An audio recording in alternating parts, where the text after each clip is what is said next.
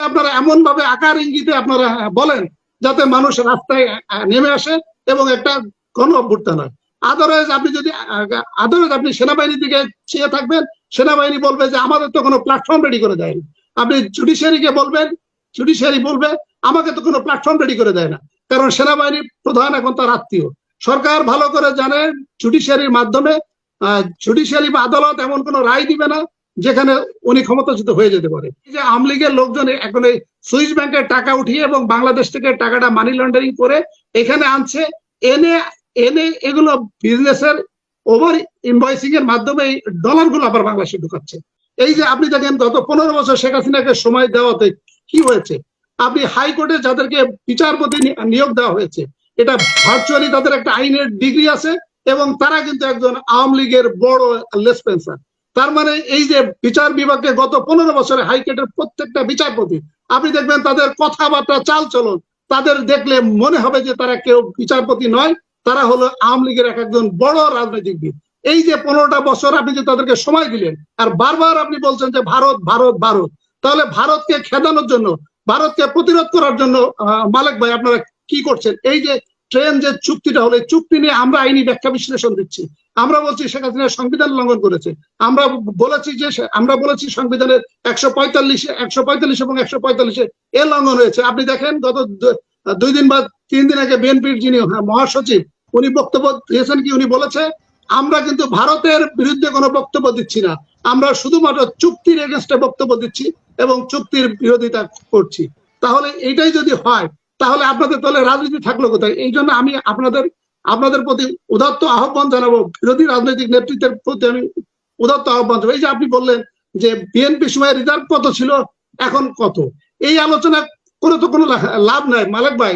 মানুষ তো চাচ্ছে রেজাল্ট, কারণ মানুষ তো অতিষ্ঠ হয়ে যাচ্ছে। কারণ আমি তো সেনাবাহিনী, পুলিশ, জুডিশিয়ারি 3 ব্যাকগ্রাউন্ডে যেত লোক, আমি কিন্তু তাদের সাথে আলাপ করি এবং তাদেরও একটা প্রশ্ন, তাদেরও একটা ক্ষোভ যে আমাদের তো একটা প্ল্যাটফর্ম রেডি করে দিতে লাগবে।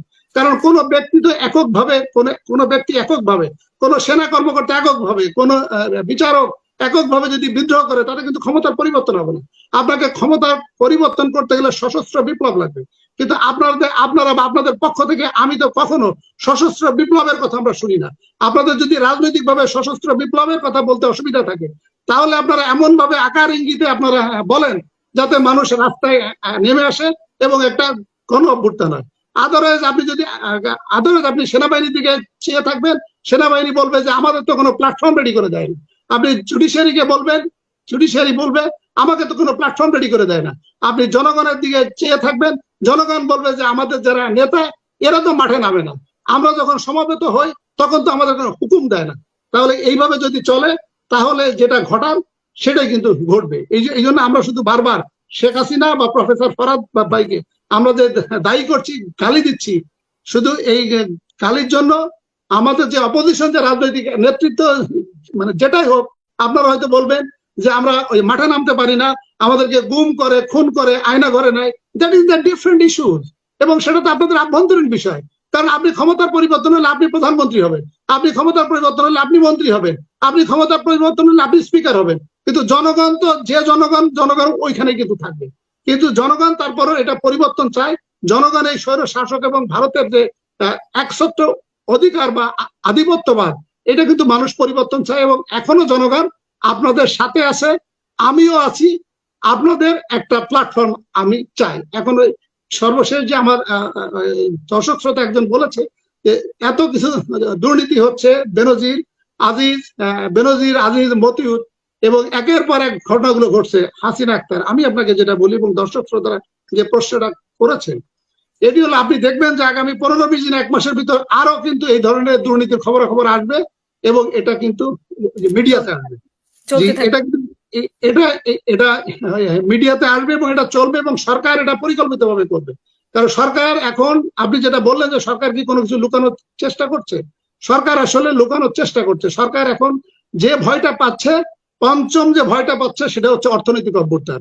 কারণ সরকার ভালো করে জানে যে নির্বাচনের মাধ্যমে আমি ক্ষমতাচ্যুত করতে পারবে না। সরকার ভালোভাবে জানে যে সেনা অভ্যুত্থানের মাধ্যমে আমি ক্ষমতাচ্যুত হব না, কারণ সেনাবাহিনী প্রধান এখন তার আত্মীয়। সরকার ভালো করে জানে জুডিশিয়ারির মাধ্যমে জুডিশিয়ারি বা আদালত এমন কোনো রায় দিবে না যেখানে উনি ক্ষমতাচ্যুত হয়ে যেতে পারে। এখন উনি ভয় পাচ্ছে অর্থনৈতিক অভ্যুত্থান। অর্থনৈতিক অভ্যুত্থান যেটা রিজার্ভের যে অবস্থা, হাসিনা আক্তার এই অর্থনৈতিক অভ্যুত্থানটাকে ঢাকা দেওয়ার জন্য বা অর্থনৈতিক অভ্যুত্থান যাতে না হয়, রিজার্ভ কিন্তু এখন, আমি এর আগে কিন্তু আপনাকে বলেছি 7 থেকে 8 বিলিয়ন ডলারে কিন্তু নেমে এসেছে।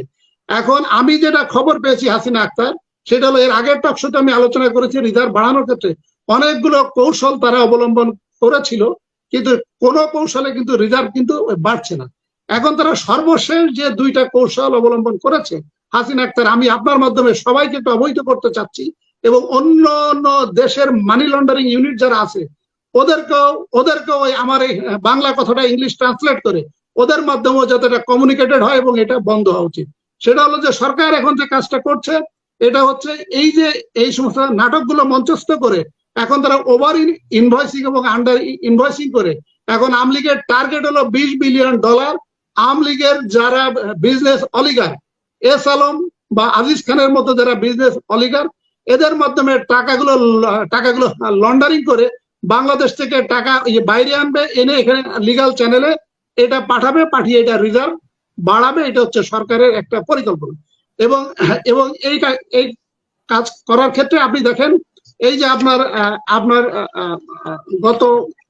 আপনার একটু দেখেন এই যে গত ঢাকা পোস্ট 20/6/2024 এই তারিখে যে একটা রিপোর্ট এসেছে, সেখানে বলা হচ্ছে যে সুইস ব্যাংকে গত 2 বছরে বাংলাদেশিরা যারা টাকা জমা রেখেছিল সেখান থেকে 98% টাকা সেখান থেকে উঠিয়ে নিয়েছে।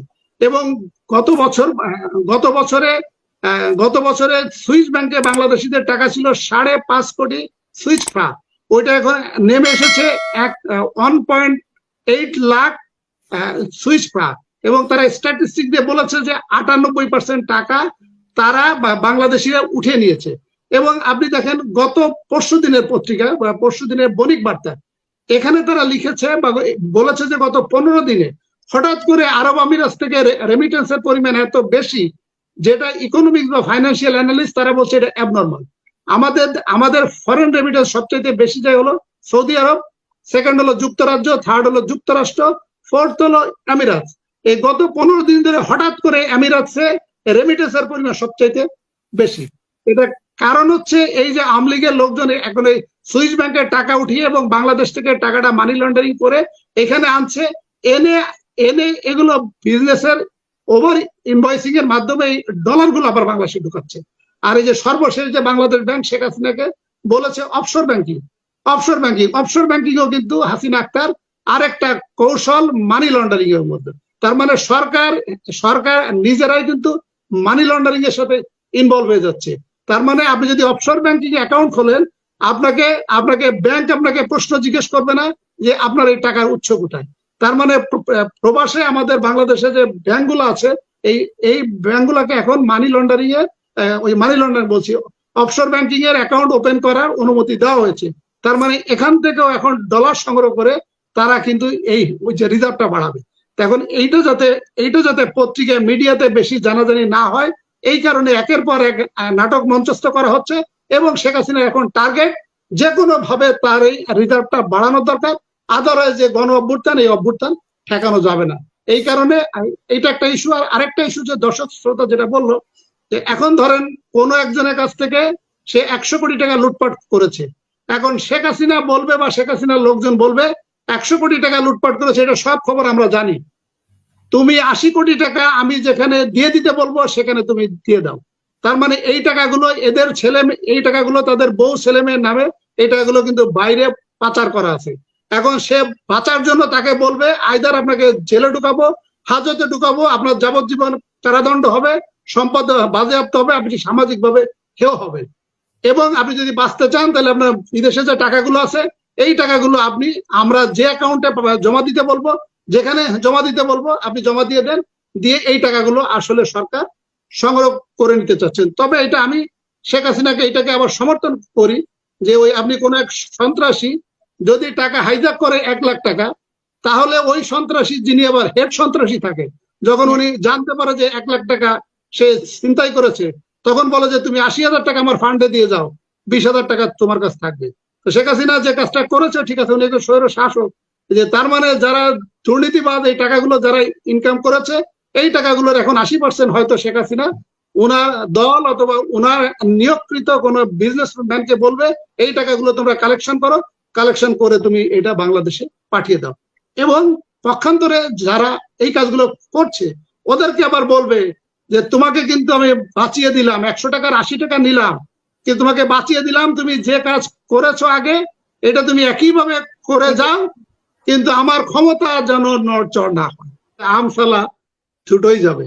কারণ এটা হলো যে টাকাগুলো ফেরত যাচ্ছে সেটা হলো সরকার নিয়ন্ত্রিত যে টাকাগুলো পাচার করা হয়েছে, মানে শেখ হাসিনা বা শেখ হাসিনার আত্মীয় স্বজনের যে টাকাগুলো পাচার করেছে সেইগুলো হয়তো রিটার্ন যাবে, কিন্তু অন্যরা কিন্তু এই পড়ন্ত বিকালে মানে সূর্য অস্তমিত যেখানে হয়ে যাওয়ার পথে সেখানে রিস্ক নিয়ে তার টাকা রিস্ক নিয়ে আবার বাংলাদেশে ঢুকাবে। ফরদ ভাই, মানুষ কিন্তু এত বোকা না। এটা হলো একটা ইস্যু। আর আরেকটা ইস্যু হলো এই যখন আপনি টাকাগুলো পাঠাতে যাবেন লিগাল চ্যানেলে, তখন কিন্তু আপনার ইউকে, আমেরিকা, অস্ট্রেলিয়া প্রত্যেকটা দেশে কিন্তু মানি লন্ডারিং ইউনিট আছে।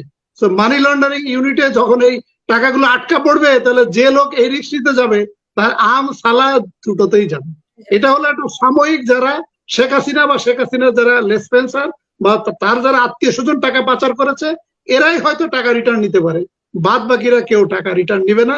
তারপরেও যদি তারা রিটার্ন নেয়, কিন্তু সেটা ওই দেশের মানি লন্ডারিং এর ইউনিটের কাছে ধরা পড়ারও সম্ভাবনা আছে এবং আম সালা দুটোই যাওয়ার সম্ভাবনা আছে। ফরদ ভাই, ধন্যবাদ।